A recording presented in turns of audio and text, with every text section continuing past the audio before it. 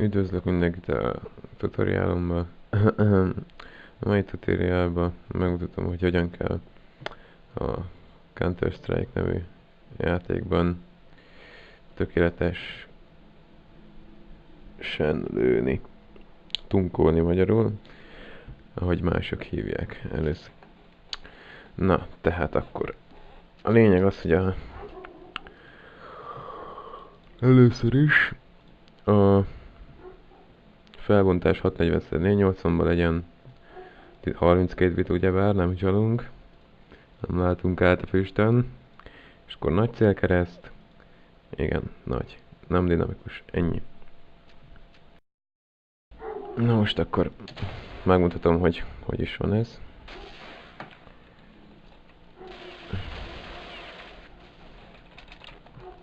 Az AK pedig pont a vízszintes, vagy na, függőleges célkereszt tetejéhez szor az első 10 golyó után. Nézzük csak meg, első 10 golyót középre lövi.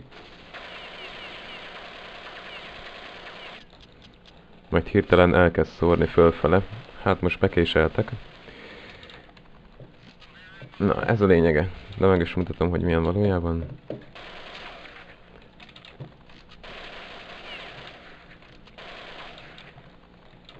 Csak legyen már anyád.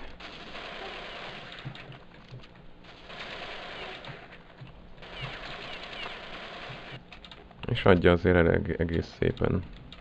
És megmutatom még egyszer azért. Csak belövök pár embert. Hát az anyád.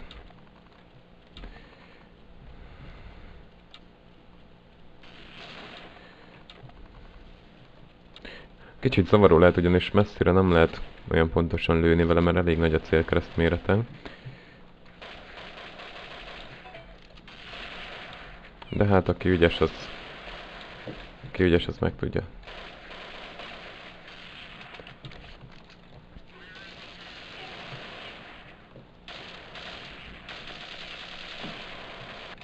Hát persze, jó, a hakszorok tele megint.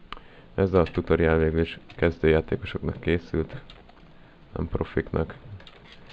Először is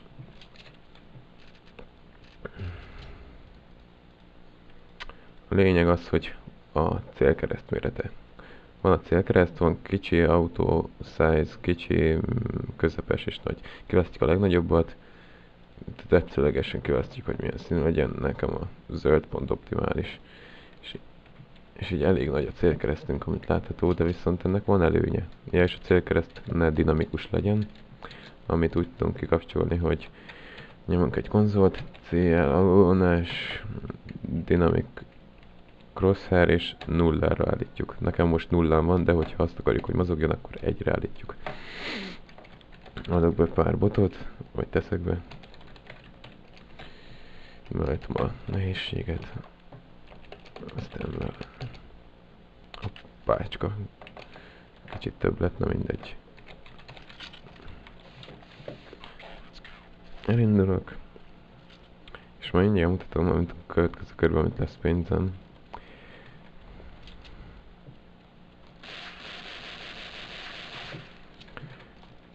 Látható, hogy milyen jól adja. Hát szinte csak fejes lövök.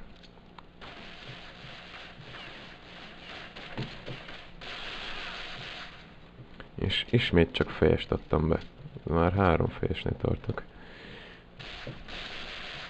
Illetve már 4 fejesnél. Na, tehát a célkereszt mérete. Most megmutatom, hogy hogyan kell tunkolni.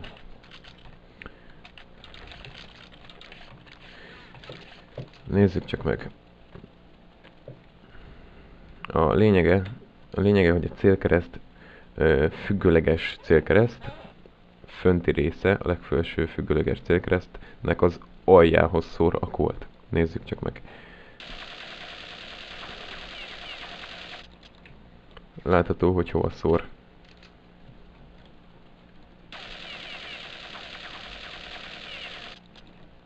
Lényegében annyira nem is a célkeresztet, hanem hogy inkább, hogy hova szór a fegyver, de hát így ilyen nagy célkeresztben láthatjuk, hogy hova szór.